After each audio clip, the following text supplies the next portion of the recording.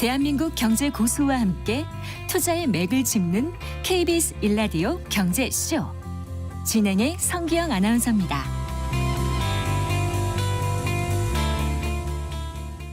네, 4시 16분입니다.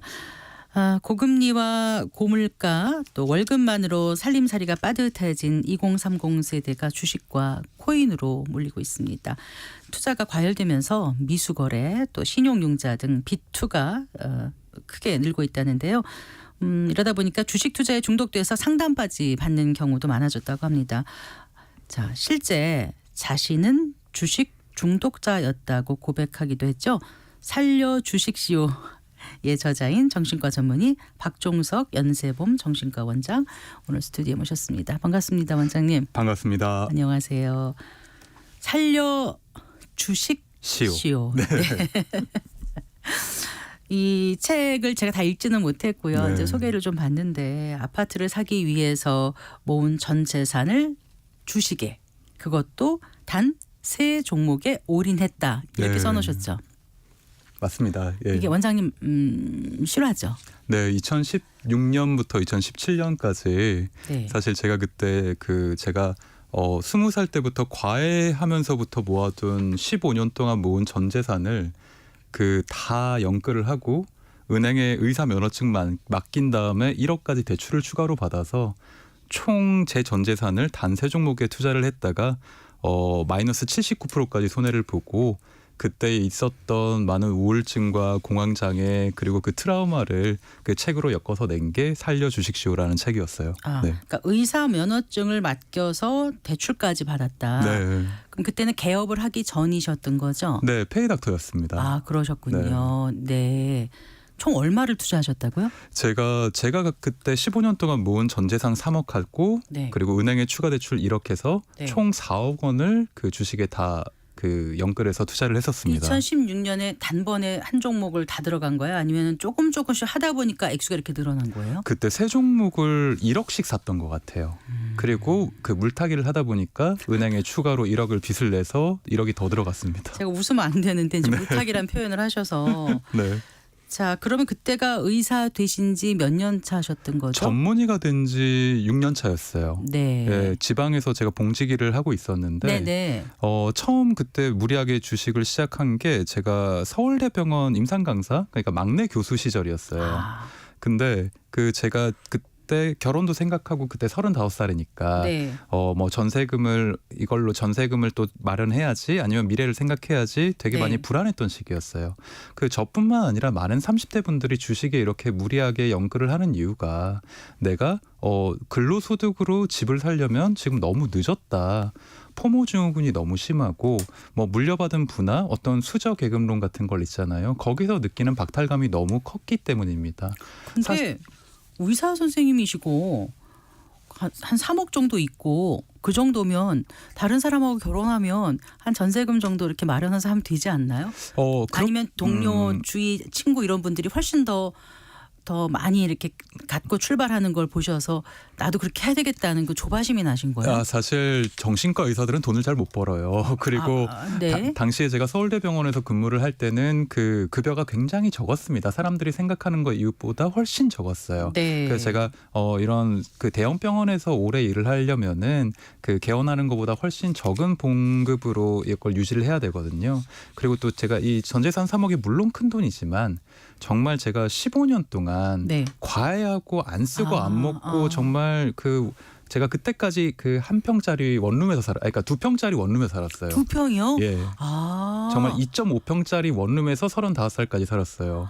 그렇게 아꼈던 그 돈이거든요. 네. 그러다 보니까 이거를 정말 쪼이고 아끼는 거에 이제 좀 질력이 난 거죠. 그러니까 너무 억누르고 욕망을 억누르다 보니까 그때 터져버린 거예요. 네. 내가 더 이상은 아끼기 싫다. 빨리 내가 부자가 되고 싶다는 그 욕망을 이기지 못한 거죠. 당시에는 말씀하신 게 맞아요. 충분히 안정적인 돈이고 이걸 안정적으로 운영하고 집을 네, 먼저 네. 사는 게 이성적인데 네. 당시에 제 전두엽이 어떤 전두엽. 네. 욕망으로 인해서 그 이성적인 판단을 일시적으로 못하게 됐던 거죠.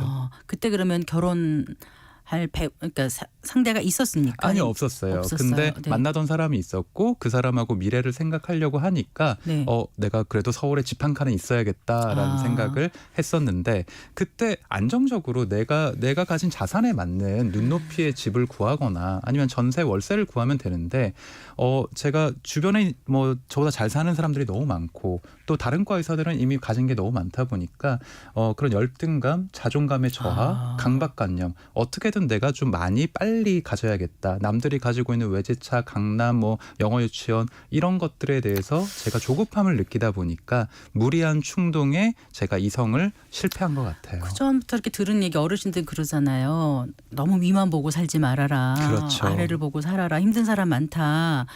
그렇게 이제 말씀들을 많이 하시는데 막상 본인은 그런 생각을 안 하게 되는 것 같아요. 사람들은 자기가 가지고 있는 거에 대한 만족감은 못 그런 것 느끼니까요. 같아요. 자기가 이미 갖고 있는 거에 대한 도파민이 안 나와요. 그건 당연한 거고. 당연한 거고 내가 네. 이미 가진 거고. 네. 그러니까 내가 못 가진 거에 대해서 반복적으로 집착하고 그게 네. 중독이죠. 자, 그래서 공부는 이제 의사를 하려면 공부하는 게 몸에 뱄다 그럴까요? 그렇죠. 늘 공부를 하는 그 결과고 또 계속 공부를 해야 되잖아요. 그렇죠. 네, 그런데 주식도 공부하듯이 하면 어느 정도 좀 자신이 있으셨던 거예요? 성과가 처음엔 많이 났나요? 그러니까 이렇게 돈을 많이 집어넣으셨겠죠. 저는 제가 좋은 대학 나오고 또 의사고 그 성적이 좋았으니까 네. 그리고 또 정신과 의사니까 네. 제가 감정 컨트롤에 능하다고 생각했어요. 아, 그러셨어요. 네, 제가 다른 사람들 다 멘탈 관리나 아니면 뭐 제 어떤 감정 기복이 없고 안정적이니까 굉장히 안정적으로 장기 투자를 분산 투자를 할 수 있겠다. 네. 근데 이게 사람들이 착각하는 게 우리 많은 분들이 시청자분들이 그 애청자분들이 꼭 주의했으면 좋겠어요. 여러분들이 본업의 전문가지 네. 주식 투자에 대해서는 아직 완전 초보일 뿐이라는 거죠. 내 그 본업이 경제학자나 그 회계학자가 아닌 이상은 여러분들은 재무제표를 아직 읽기에도 부족한 점이 많아요. 네. 근데 나는 제가 그때도 유튜브 몇 개 보고 책 몇 권 유튜브 읽고 몇 개 보고. 네, 제가 이미 나는 고수다라고 착각을 해서 그렇게 확신이 드셨군요. 확신이 들었죠. 그래서 세 종목을 하셨는데 네. 지금 무슨 종목을 해서 투자 권유를 하시는 게 아니니까 그렇죠. 그 당시 어떤 종목이었는지 기억은 당연히 나셨어요. 아니면은 너무 상처가 커서 땡땡 바이오 뭐 네. 이런 식으로 말씀드릴게요. 뭐 땡땡땡 바이오. 네. 의사 선생님이시니까 아무래도 그쪽을 네. 좀 많이 안다고 생각하셨겠네요. 그렇죠. 뭐 제약회사 뭐 임원들이 병원에도 서울대 병원에도 가끔씩 오고 하니까 네. 뭐 땡땡땡 바이오나 아니면 뭐 미용, 뭐 이런 주식이라든가 아니면 장외주 네. 그리고 감이 옵니다. 그렇죠. 네. 테마주 이런 거에 하다가 그러니까 대박은 될 수 있는데 사실상 어떤 거 보면 이렇게 정말 실체가 없어 보일 정도의 그런 그렇죠. 초기 단계에 이제 미래 성장 가능성을 보고 투자하는 그런 종목도 있었을 것 같아요. 과도한 도파민이 우리 뇌의 흑색질에서 뿜어져 나오면 네. 우리의 판단력과 시야가 굉장히 좁아져서 다른 사람의 충고나 이성적인 사고 이거에 부정적인 결과가 생길 수도 있다는 어떤 두려움이 없어지게 됩니다. 그럼 공포가 마비가 돼요. 과도한 도파민이 되면. 그러면 주위에 이걸 알리셨나요? 내가 주식을 한다? 아니 예. 저절로 알게 되든가요? 주위에서? 그러니까 제가 처음에는 그 초심자의 행운으로 네. 뭐 100만 원, 200만 원 넣었을 땐 이게 수익이 나니까 친구들한테 자랑을 하면은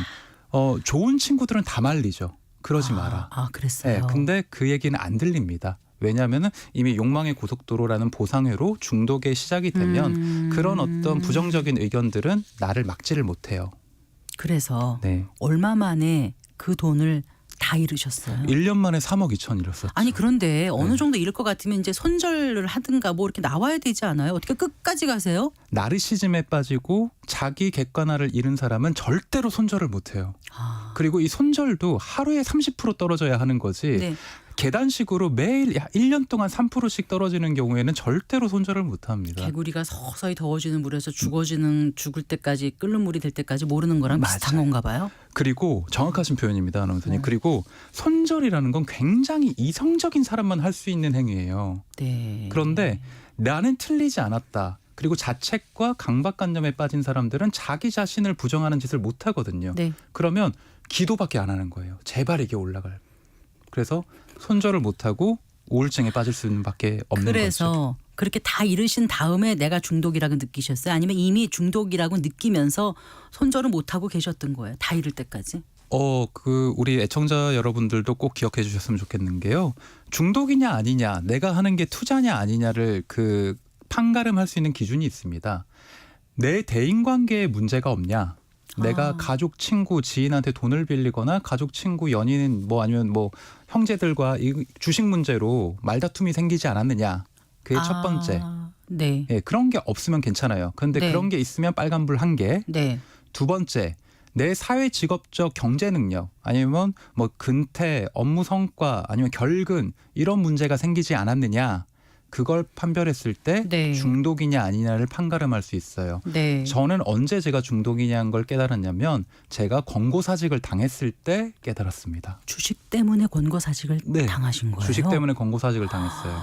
저희 병원 출근 시간이 9시였는데요. 네. 아시다시피 주식하시는 분들은 모두 다 공감하실 거예요. 가장. 9시부터 9시 15분까지가 제일 중요한 시간이라는 거를. 그래서 주차장에서 9시 15분까지 주식을 하고 9시 15분에 출근을 했어요. 그게 매일 되는 거예요? 매일 그러니까 왜 그렇지? 네. 사람들이 제가 주차장에서 뭐 하는지 다 아는 거예요. 이미. 네. 소문이 나고 네. 사람들이 3시 반까지 제가 회의에서도 맨날 핸드폰으로 딴짓하는 걸 아니까 책상 밑에서 이렇게. 네. 병원장님, 이사장님이 이거를 경고를 한두 번 받으셨죠? 여러 번 받았죠. 그런데도 안 되든가요, 조절이? 안 되죠. 왜냐하면 제 월급은 기껏해야 얼마밖에 안 되는데 제가 지금 이거 주식으로 단타 쳐가지고 벌 수 있는 돈은 몇 천만 원이니까 지금 중요한 건 노동이나 본업이 아니라 지금 이 화면 안에 갇혀버리니까 그게 중독으로 빠지는 과정인 거죠. 네, 그래요. 그래서 지금 보면 이제 이렇게 고백을 하신 분이니까 더 와닿고 네. 어떻게 하면 좋을지 나는 어떻게 극복했는지 이걸 또 듣기 싶기도 하고 또 실제로 찾아오는 분들께 어떤 얘기를 해주시는지가 궁금해요. 어떻게 극복을 하셨어요? 중독이라는 걸 안 다음에 권고사직 당하고 나오셔서.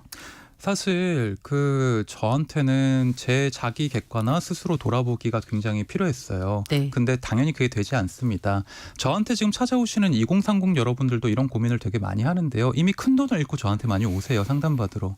근데 최근 통계에서 보시면 코로나 이후에 주식 계좌가 굉장히 많이 늘었고 그리고 지금 현재 주식을 하는 대부분의 비중이 20대, 30대 분들이 신규 계좌 유입이 굉장히 많이 됐습니다. 전체 주식하시는 분들의 투자의 58%가 2030이에요. 지금도 주식 혹시 하세요? 저도 합니다. 아직도 하세요? 예, 근데 네. 예전과는 다른 방식으로 하죠. 알겠습니다. 아니 너무 데이터를 깨고 계셔가지고 전 걱정돼서 여쭤봤는데 여전히 하고는 계시군요. 네. 그런데요. 2030들이 오면은요. 그런 분들이 예. 주식을 하고 싶은 마음에 돈을 벌고 부자가 되고 싶은 마음도 있는데 굉장히 쫓기는 마음으로 한다는 거죠. 그러니까 저는 꼭 그런 인터뷰에서 하고 싶은 말이 주식을 하는 2030들을 충동적이다, 도파민이 과잉이다, 이걸 약간 도박적으로 한다, 비난하거나 이걸 훈계할 게 아니라 네. 지금 어떤 사회 구조나 어떤 계층의 사다리 아니면 그 부동산 가격이 너무 올라서 이걸 엄두를 못 내는 상황, 이런 상황에서 근로소득으로는 평생 우리가 돈 벌어도 강남에 집을 살 수 없다. 강남 아니고 서울 네. 아니고 수도권 어디라도 못 사요. 사기가 어렵죠. 이런 네. 박탈감이 네. 주식 아니면 답이 없다라는 어떤 극단으로 몰아붙인 거예요. 그래서 2030들이 내 본업과 자신의 가치를 올리려는 생각을 하지 않고 네. 주식으로 연끌을 해서 승부를 보려는 어떤 마음가짐인데 네. 저도 그때 그 어떤 욕망에 넘어가서 실패를 했기 때문에 꼭 그런 말씀을 드리고 싶어요. 자기 자신이 최고의 우량주다.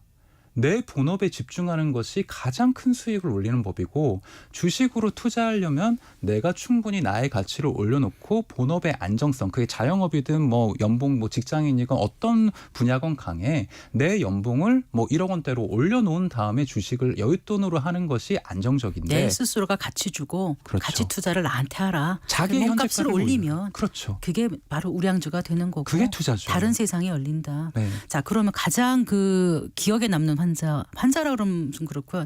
상담자, 네, 상담자. 내담자. 내담자는 누구였을까요? 너무 많았죠. 이게 전문가분들도 정말 많이 오시는데요. 그래요. 정말 약사 부부가 결혼 직전에 오신 적이 있는데 네. 코로나 전에 이게 전세 그때 집값이 좀 약간 변동이 심해서 새 신혼집을 살려고 5억 정도를 모아놨었어요. 네. 근데 남편이 그 5억을 남몰래 주식에 올인한 거예요. 어떻게 그럴 수가 있어요? 아 너무하지 않아요? 그래서 그 주식이 부인이 왔어요 그러면요? 둘 다 왔어요. 아, 4분의 1 토막이 싸우다가 예, 왔겠네요. 4분의 1 토막이 나는 바람에 네. 그래서 파혼했던 되게 그런 경우가 있습니다. 그런 분들한테는 어떤 얘기를 해주셨어요? 제 경험담을 얘기해 드리기도 하고 굉장히 그 주식 이분들은 단순한 주식 중독이 아니라 주식 중독이라는 거는 이 가족의 병이거든요. 내 어떤 영향력이 이 단순히 돈이나 숫자가 아니에요. 내 욕망으로 인해서 가족의 미래나 안정성을 위협할 수 있는 엄청난 실수거든요. 네. 그래서 가족 단위의 어떤 상담과 치료, 우울증과 불안증, 공황 증상을 치료해야 된다고 생각해서 저는 그런 분들한테는 상담 치료나 심한 경우엔 약물 치료를 권하기도 합니다. 네. 아까 말씀하신 것처럼 이제 업무 수행을 하기가 좀 어려워진다. 가족 간의 관계가 어려워진다. 거짓말 자꾸 하고. 거짓말 자꾸 해지고 네. 주말 되면 마음 좀 불안해지고 그렇죠. 밤에도 잠이 잘 안 오고 미국 것도 들여다봐야 되고. 뭐. 11시 반부터는 미국 주식 해야 되니까 이분들은 낮밤이 없어요. 그리고 네. 3시 반부터 미국 주식 열리기 전까지는 또 코인을 하시죠. 네. 24시간 그 도파민이 오로지 그쪽으로만 쏠려 있는 거예요. 네. 자, 그래서 그런 증상이 있다라고 생각하면 네.